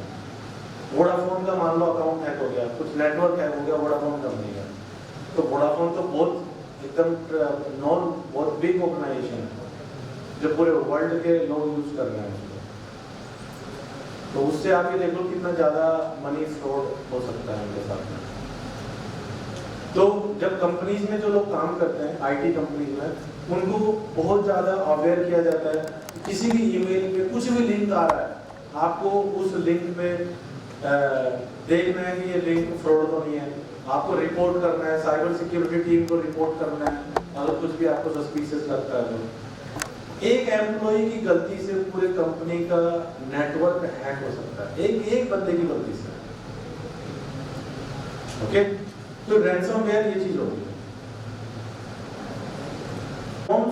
ट्रोजन, ठीक है। तो जो मैंने इनको फाइल दी थी रन करने के लिए, वो फाइल थी आपके पास ट्रोजन। ट्रोजन जो होती है वो मुझे अटैकर को रिवर्स कनेक्शन दे देती है, अटैकर को रिवर्स कनेक्शन दे देता है उसके सिस्टम का, रिवर्स उसके कमांड एंड कंट्रोल दूसरे जगह पे एक्सेस कर रहा होता है कोई भी, तो वो ट्रोजन होता है। वायरस क्या होता है, आपने देखा होगा आपका सिस्टम स्लो चल रहा है, आपके बहुत ज्यादा प्रोग्राम चल रहे हैं, आपका सिस्टम बहुत ज्यादा स्लो हो गया, उसको बोलते हैं वायरसेस, ठीक है। वायरसेस का इंटेंशन कुछ भी हो सकता है, आपका सिस्टम स्लो कर सकता है, सिस्टम को हैंग कर सकता है, ओके। आपकी सिस्टम की इंफॉर्मेशन को चुरा के कहीं और भेज रहा होता है, ओके। वॉर्म्स आपने सुना होगा, वॉर्म्स होते हैं जो आपके सिस्टम में, आपके पेन ड्राइव में आपने देखा होगा कि शॉर्टकट फोल्डर बहुत सारे बन जाते हैं, मूवीज के नाम से बहुत सारे फोल्डर बन जाते हैं, लेकिन जब आप उसको ओपन करते हो तो कुछ भी नहीं होता है। तो इस तरीके के जो वॉर्म्स जो होते हैं वो ये शॉर्टकट फोल्डर्स क्रिएट कर देते हैं सिस्टम में, और सिस्टम की जो मेमोरी होती है वो फिल हो जाती है, मेमोरी फुल हो जाती है। तरीके की फाइलें दे रहा है या आपसे कुछ हो चुका है, कुछ साइबर क्राइम कुछ एक्टिविटी आपके साथ हो चुकी है, तो आपको यहाँ पे रिपोर्ट करना। क्या नंबर है साइबर क्राइम का? Very good. Data breach, data breach क्या होता है कि आपके पास में युवा जागृति संस्थान में वेबसाइट पे 1000 लोगों का डेटा है, आपकी सारी इंफॉर्मेशंस इनके डेटाबेस में। कोई हैकर आया, वेबसाइट हैक की और आपके सारी इंफॉर्मेशन उसके पास चलेगी, आपके पेरेंट्स का नाम, आपका address, Aadhaar card number, mobile number, what ever information, जितनी भी इंफॉर्मेशन होती है वो सारी लीक हो गई। बैंक के पास में हमारी इंफॉर्मेशन है, सारी इंफॉर्मेशन, वो सारी इंफॉर्मेशन लीक हो गई, उसको बोलते हैं डेटा ब्रीच। तो ये भी एक साइबर क्राइम होता है। डिनाइल ऑफ सर्विसेज, जब वेबसाइट काम नहीं कर रही होती है, जैसे कोई बैंक की वेबसाइट है, उस पर किसी ने डोस अटैक लगा दिया। डोस अटैक मतलब बहुत ज्यादा रिक्वेस्ट, एक सिस्टम से बहुत ज्यादा रिक्वेस्ट जा रही है, लाखों रिक्वेस्ट चली गई यूजर्स की। रिक्वेस्ट मतलब जैसे आप एक बैंक की वेबसाइट खोल रहे हो तो वो एक रिक्वेस्ट हो गई। आप यहाँ पे कितने स्टूडेंट्स हैं? लगभग मोर देन 100। तो 100 लोग से अगर उसको विजिट कर रहे हैं साइट को, तो 100 रिक्वेस्ट है। क्या होगा अगर 1 लाख लोगों की रिक्वेस्ट चली गई एक साइट पे? अब वो सिस्टम कहां से लेके आते हैं? एक सिस्टम तो मेरे पास ये है जो मैंने हैक किया है, ठीक है, एक मेरे पास। इस तरीके के लाखों सिस्टम्स होते हैं। तो लाखों सिस्टम्स से वेबसाइट के पास में ट्रैफिक जनरेट किया जाता है, ओके। तो वो जो ट्रैफिक होता है, वो जो ट्रैफिक जा रहा होता है, लाखों का ट्रैफिक, उससे वेबसाइट डाउन हो जाती है। उसको बोलते हैं DoS attack, denial of service attack. तो ये भी एक साइबर क्राइम, अगर किसी वेबसाइट पे चीज हो जाती है तो साइबर क्राइम एक्टिविटी होती है। वेबसाइट डिफेसमेंट, कोई वेबसाइट हैक हो गई, उसके वेबसाइट के पेज को ही मैंने बदल दिया, मैंने हैक करके। जैसा भी मैंने सिस्टम को हैक करके मैं इस सिस्टम पे कुछ भी कर पा रहा हूँ, कोई भी फाइल मैं डिलीट कर सकता हूँ, कोई भी फाइल डाउनलोड कर सकता हूँ। उसी तरीके से जब वेबसाइट हैक होती है तो वेबसाइट पे भी मैं कोई भी फाइल डिलीट कर सकता हूँ, कोई भी फाइल अपलोड कर सकता हूँ। तो जब वेबसाइट डिफेस होती है तो कैसे दिखती है? देखो, मैंने गूगल पे डाला वेबसाइट डिफेस, वेबसाइट डिफेसमेंट, और इमेजेस में जाता हूँ। तो जो हैकर्स होते हैं वो इस तरीके के पेजेस डाल देते हैं।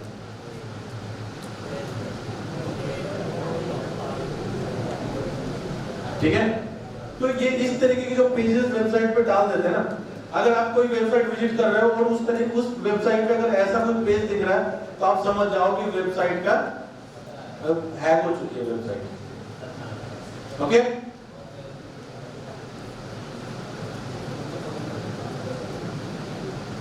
साइबर स्क्वैटिंग, साइबर स्क्वैटिंग होती है कि कोई आपको कोई लेजिटिमेट कोई डोमेन, जैसे अगर हम बात करेंगे कोई आपको पेट्रोल पंप पे कोई बंदा मिलता है आईडी कार्ड पहना हुआ कि सर मैं एसबीआई बैंक से हूँ और आप क्रेडिट कार्ड अप्लाई करना चाहेंगे?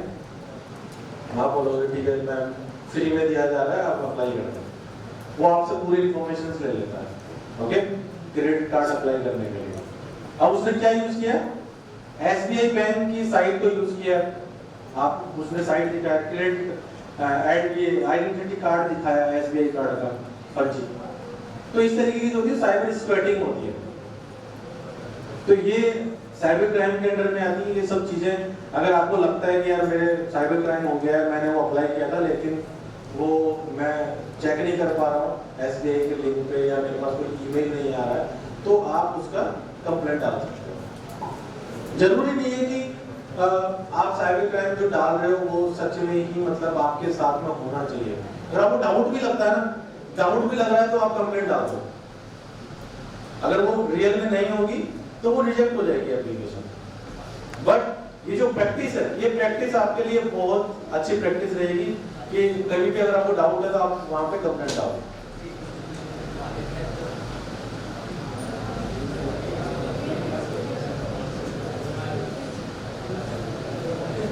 फार्मिंग क्या होता है? फार्मिंग होता है जब आप कोई वेबसाइट विजिट कर रहे हो और आपको बोला जा रहा है कि आपको इस वेबसाइट पे आना है और वो आपको किसी और बोगस वेबसाइट पे ले जा रहा है, तो फार्मिंग एक्टिविटी होती है। अगर आपको लगता है कि यार मैं इस वेबसाइट पे, ये वेबसाइट पे मेरे को बोला गया है और लेकिन मैं तो किसी और ही वेबसाइट पे, फालतू सी वेबसाइट पे मेरे को भेजा जा रहा है, तो फार्मिंग होता है। जो क्रिप्टो करेंसी जो होती है, बिटकॉइंस और इस तरीके की जो डिजिटल करेंसी होती है, तो क्रिप्टो जैकिंग होता है कि जैसे मैंने ये सिस्टम हैक किया, अब मैं इस सिस्टम को यूज करूंगा माइनिंग के लिए। इसमें जो माइनिंग होती है क्रिप्टो कोड्स की, तो टोकन्स की माइनिंग होती है, तो उसके लिए आपका सिस्टम यूज हो रहा है क्रिप्टो जैकिंग के लिए, आपको पता ही नहीं है। आप सिंपल अपना लैपटॉप यूज कर रहे हो लेकिन आपको पता ही नहीं है कि कोई भी हैकर आपके सिस्टम को यूज करके और आपके सिस्टम का प्रोसेसर, इलेक्ट्रिसिटी, सब कुछ जो आप इसमें आप अपने लिए यूज कर रहे हो, वो अपने पर्पस के लिए यूज कर रहा है उसको। अगर उसके पास में 500 सिस्टम है, 500 सिस्टम्स है, वो 500 सिस्टम्स को यूज कर रहा है क्रिप्टो जैकिंग के लिए, माइनिंग के लिए। ऑनलाइन ड्रग ट्रैफिकिंग, अगर आप ऑनलाइन ड्रग्स वगैरह की डील कर रहे हो या कोई कर रहा है, तो उसके अगेंस्ट आप वो भी साइबर क्राइम में आता है। अगर कोई व्हाट्सएप पे चैट कर रहा है किसी से कि मेरे को कोकीन चाहिए या मेरे को ये चाहिए, गांजा चाहिए, अगर ये ऑनलाइन चैट इस तरीके की हो रही है, तो वो भी साइबर क्राइम के अंदर में आती चीज है। साइबर क्राइम टीम का पूरा इन्वॉल्वमेंट रहता है साइबर क्रिमिनल्स को पकड़ने के लिए। ओके, एस्पियोनेज होता है कि आप लोग यहाँ पे आए और यहाँ पे हॉल में कोई नहीं है, ठीक है, आपने देखा कि अरे यार ये कंप्यूटर ऑन है और आपने उसमें पेन ड्राइव लगा के डेटा चोरी कर लिया विदाउट परमिशन के, तो वो होता है एस्पियोनेज। अगर आप विदाउट परमिशन के पेन ड्राइव में डेटा चोरी कर रहे हो तो साइबर क्राइम एक्टिविटी हो गई हो। ओके, तो ये सब सारी जो मैंने आपको बताया कि 24 types of cyber crime. Okay,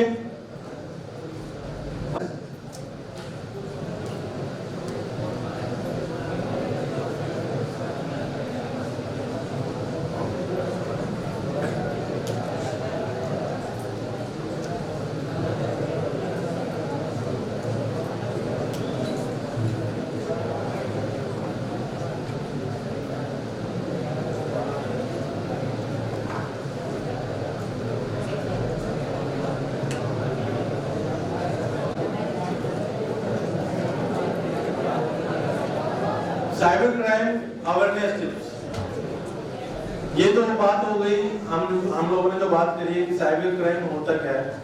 अब साइबर क्राइम से बचा जाए, सबसे ज्यादा जो इम्पोर्टेंट पार्ट है वो ये है, आपको साइबर क्राइम करना नहीं है, आपको किसी का सिस्टम हैक नहीं करना।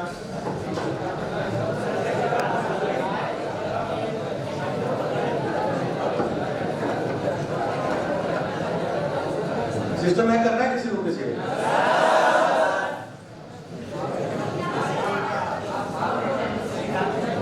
अगर आप सिस्टम हैक करोगे तो आपके अगेंस्ट कोई भी साइबर क्राइम कर सकता है और आपको जेल हो सकती है, ठीक है। तो अगर आप ऐसा कुछ भी एक्टिविटी करते हो तो आपको जेल हो सकती है, आपके पेरेंट्स को काफी प्रॉब्लम फेस करनी पड़ेगी और आपका करियर भी खत्म हो जाएगा। तो ऐसी कुछ एक्टिविटी करने से पहले आपको ये सब पूरी चीजें माइंड में लेके चलनी है। Okay, cyber crime awareness tips. Do not use smartphone for taking sensitive personal photographs and videos. कुछ भी प्राइवेट फोटोज आपको अपने मोबाइल में नहीं क्लिक करनी है और ना ही अपने फोन में रखनी है। क्यों? एक बार एक इंसिडेंट हुआ था कि एक बार मेरे पास में आया था, एक बंदा आया था कि उसकी जो भाभी थी उसका फोन खो गया था। वो कहीं घूमने गए थे और अब आपको पता है घूमने जाते हैं तो इतनी सब सारी चीजें हो जाती हैं, तो वो मोबाइल खो गया, उसका पासवर्ड सिंपल होगा, वो पासवर्ड खोल लिया होगा, उसमें पैटर्न लॉक होता है सिंपल, आजकल लोग करते हैं। उसके फोन में बहुत सारी फोटोज थी और फेसबुक भी लॉगिन था, है ना, जीमेल वगैरह सब लॉगिन पड़ा हुआ था। उस बंदे ने क्या काम किया, दूसरा फेसबुक अकाउंट बना लिया उसके नाम से और सारी जितने मोबाइल में फोटोज थी वो सब फेसबुक पे डाल दी, मतलब कुछ फोटोज डाल दी और कुछ प्राइवेट फोटोज भी थी।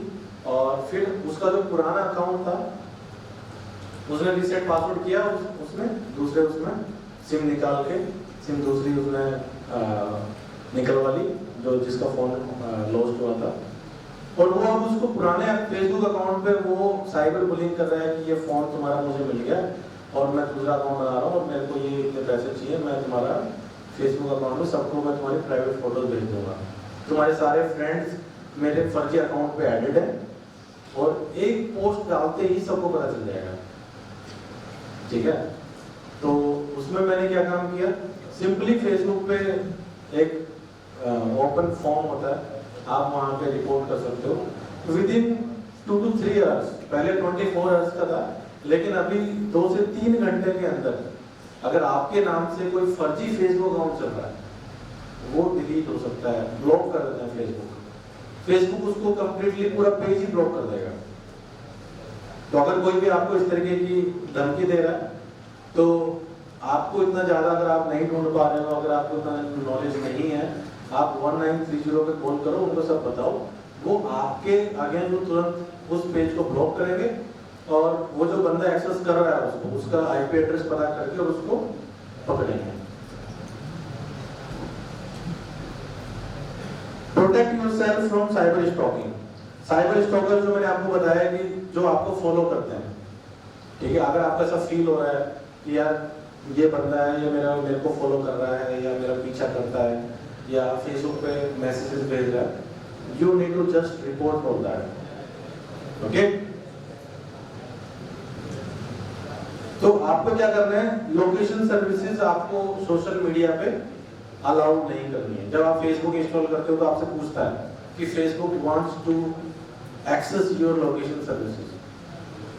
अभी मैं देखता हूँ जो मेरे फ्रेंड लिस्ट में है लोग, तो मुझे पता चल जाता है कि वो कोई बंदा जोधपुर घूम रहा है, कोई दिल्ली घूम रहा है, कोई 500 में है, तो उसमें लोकेशंस के हिसाब से पता चल जाता है। गूगल क्या करता है, फेसबुक क्या करता है, लोगों को बताता है कि आपके फ्रेंड कहाँ पे हैं, अभी फिलहाल कहाँ पे हैं। तो फेसबुक से हेल्प से उनको एग्जैक्ट लोकेशन भी पता पड़ जाता है कि एग्जैक्ट अभी वो बंदा कहाँ पे है। अगर मैंने अपनी फेसबुक पे लोकेशन फेसबुक के लिए अलाउ कर रखी है, तो कोई भी बंदा चेक कर पा रहा है कि मैं अभी कहाँ पे हूँ, ये यहाँ की लोकेशन उसको दिखेगी। तो इस तरीके की ये लोकेशन आपको फेसबुक पे डिसेबल करके रखनी है। जब फेसबुक इंस्टॉल करते हो तो उसमें आता है ऑप्शन कि Facebook wants to access your location, उसको आपको नो करना है।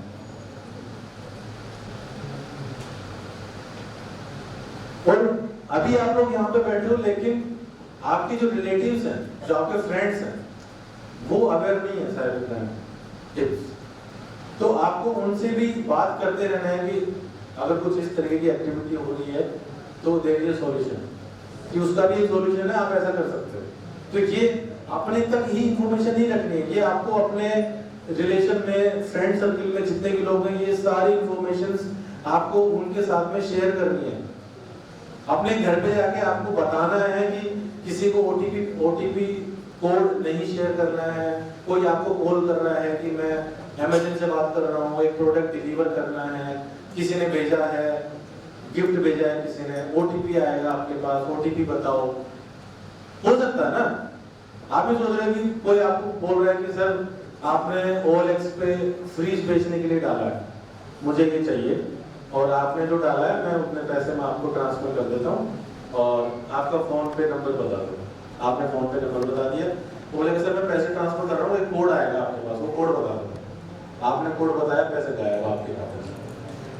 कभी भी जब आपके खाते में पैसे आ रहे होते हैं तो कभी भी आपको कोड नहीं चाहिए होता है, ये हमेशा ध्यान रखना। जब वो किसी को जब आपके अकाउंट में पैसे डालने होते हैं तो आपको ओटीपी कभी नहीं आएगा। ओटीपी किसको आएगा? जिसके खाते से पैसे कटेंगे। अगर आपके खाते से डेबिट हो रहा है अमाउंट, आपके खाते से पैसे कट रहे हैं, तो आप बैंक अकाउंट आपसे ओटीपी पूछेगा। ओके, अगर आपके पास ओटीपी आ रहा है समझ लो कि कुछ ना कुछ गड़बड़ हो रही है।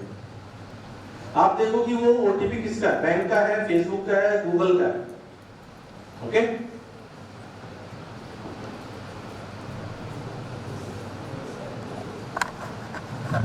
फिर है अपने पास फेक सोशल मीडिया अकाउंट्स। जो आप अपने ब्राउजर में आप कोई भी वेबसाइट विजिट करते हो तो आपको बहुत ही अवेयर रहना है कि आप क्या वेबसाइट विजिट कर रहे हो। कोई फर्जी वेबसाइट तो विजिट नहीं कर रहे हो।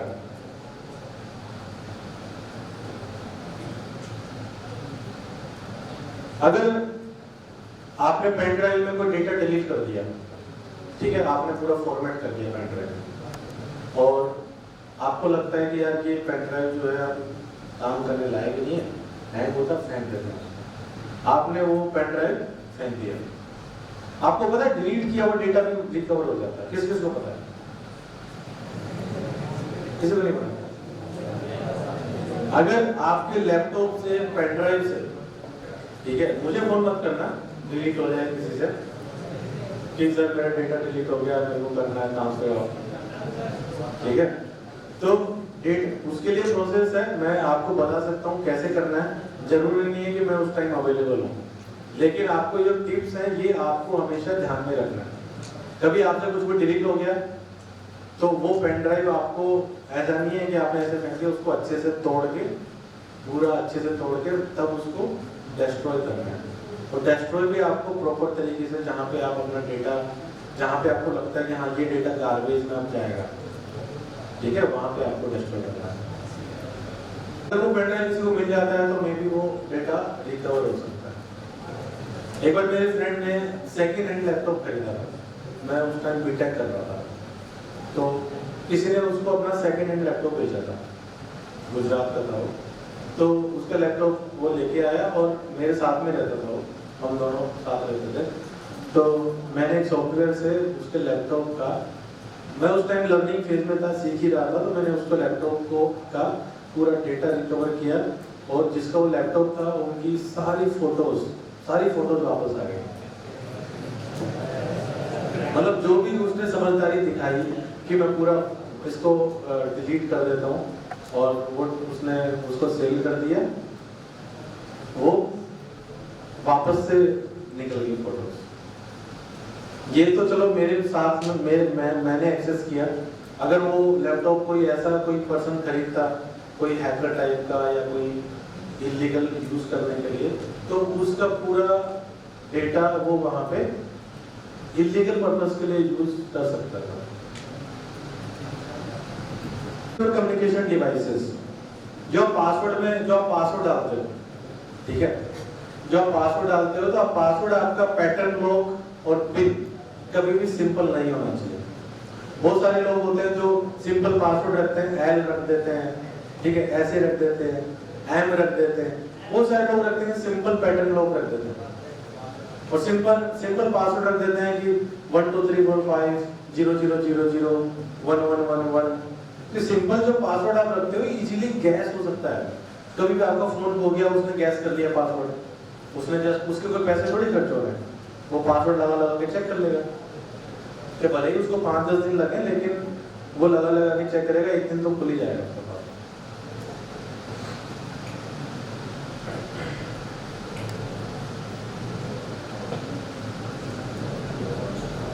Content related to child pornography. अगर आपको कहीं पे भी ऐसा लगता है कि यार किसी ने व्हाट्सएप पे ये भेज रहा है, कोई भी, या कोई भी फेसबुक पे ये कंटेंट डाल रहा है, ऐसा मत सोचो कि यार ये बंदा मेरे फेसबुक पे ऐड है, वो शेयर कर रहा है, तो मैं क्या कर सकता हूँ। आप बहुत कुछ कर सकते हो। आप उस पोस्ट को फेसबुक पे भी रिपोर्ट कर सकते हो, और साइबर क्राइम पे भी आप वो URL सबमिट कर सकते हो कि मैंने ये चाइल्ड पोर्नोग्राफी का ये कंटेंट मैंने देखा है, और ये ब्लॉक होना चाहिए सोशल मीडिया पर।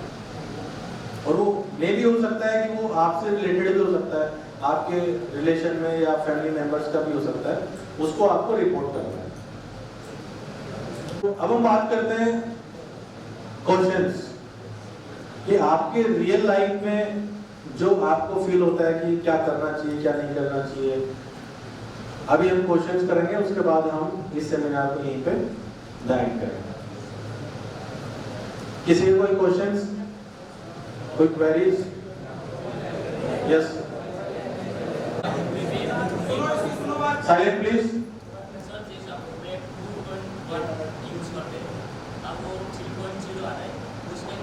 क्या यूज करना है? नहीं, क्या है आपके पास? क्या है? सर जैसे इतने क्लाइंट हो रहे वेब पे, अब वेब पे इतने क्लाइंट हो रहे 2.1 तक, इसका आपको अपडेट वर्जन आता है वेब का 3.0, तो इसका इतने क्लाइंट 2.1 हो रहे, तो 3.0 का नहीं, ये 2.0 और 3.0 किसका वर्जन आप बता रहे हो? अच्छा वेब का वेब सॉफ्ट अच्छा वेब का। अच्छा, तो आप क्या कर रहे हो कि जब वेब 3.0 आएगा और ज़्यादा क्राइम होएगा। सर वो पूरे इंटिट फॉर्म में आएगा। यू डेटा बेस आप इतना हो रहा है तो उसका बाद डेटा बेस और किसी को एक नहीं कर सकते, नहीं कर पाएंगे। देखो अभी जो टेक्नोलॉजी आ रही है ना मार्केट में, जो भी टेक्नोलॉजी आ रही है उसके अगेंस्ट जो साइबर सिक्योरिटी जो रिसर्चर्स होते हैं वो भी प्रॉपर टीम काम कर रही है उसमें कि इस अटैक्स को रोकने के लिए कैसे कैसे चीजें कर सकते हैं। अभी आप देखोगे कि मैंने उस सिस्टम को एक्सेस किया, मैंने उनको एक फाइल दी, उन्होंने उसको रन किया, लेकिन रन कैसे किया? जब मैंने उनको बोला तब रन किया।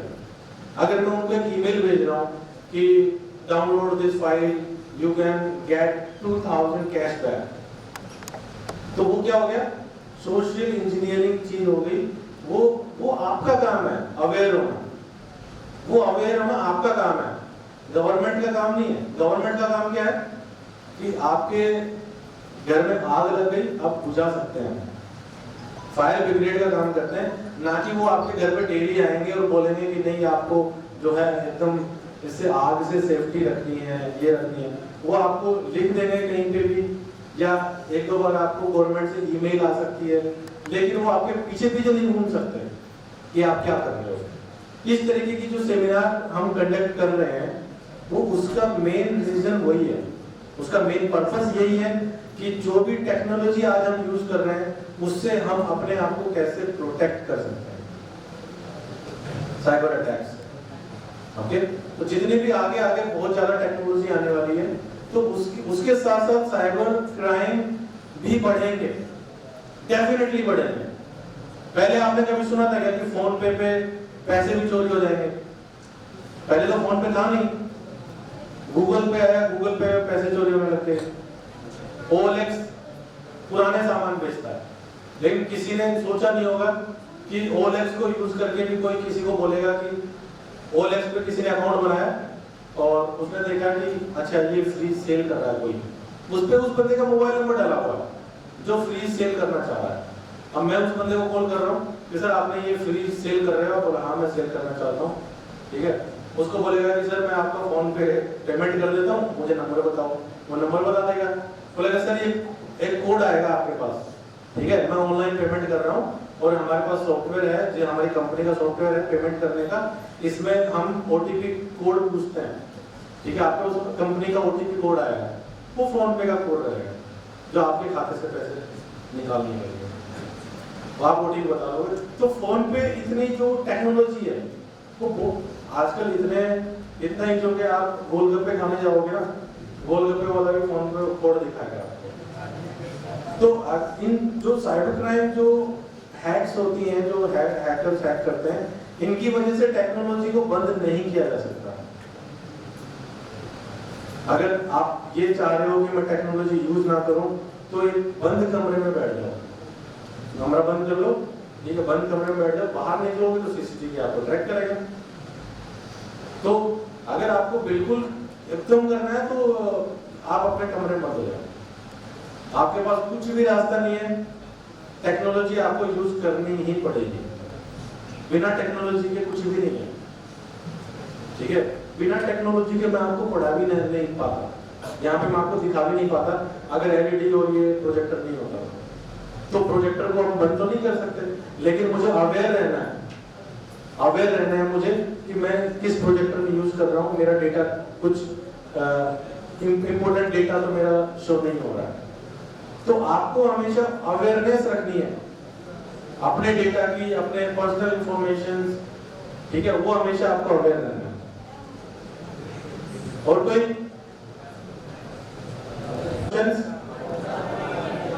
क्वेश्चंस नहीं है?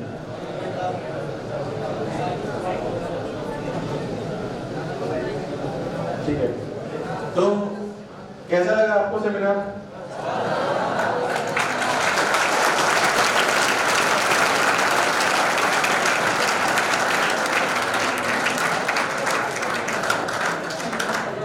आज के बाद कुछ भी कोई भी आपके अकाउंट को हैक करने की कोशिश करेगा, कोई भी सोशल इंजीनियरिंग एक्टिविटी करेगा, तो आप उससे अवेयर रहोगे।